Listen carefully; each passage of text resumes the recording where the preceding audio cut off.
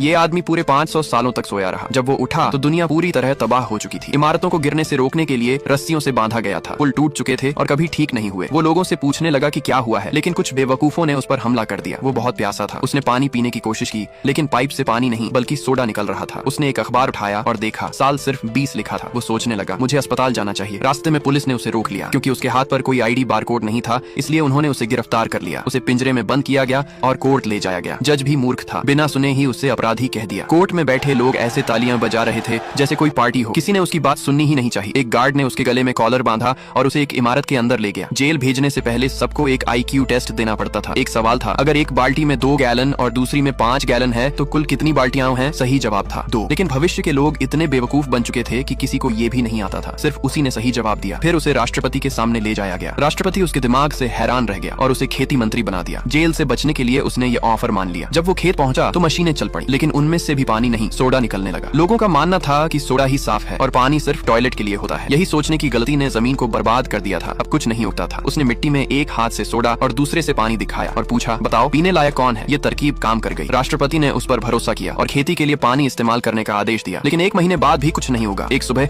हजारों लोग उसके घर के बाहर जमा हो गए। वो सब सोडा कंपनी में काम करते थे क्योंकि उसके फैसले से सोडा की बिक्री गिर गई थी और कई लोग बेरोजगार हो गए थे। उसे सजा देने के लिए राष्ट्रपति ने उसे एरिना भेज दिया, जहां उसे हथियारों से लैस कारों से लड़ना था। लेकिन तभी स्क्रीन पर फसल उगने की तस्वीरें आईं और सब लोग हैरान रह गए।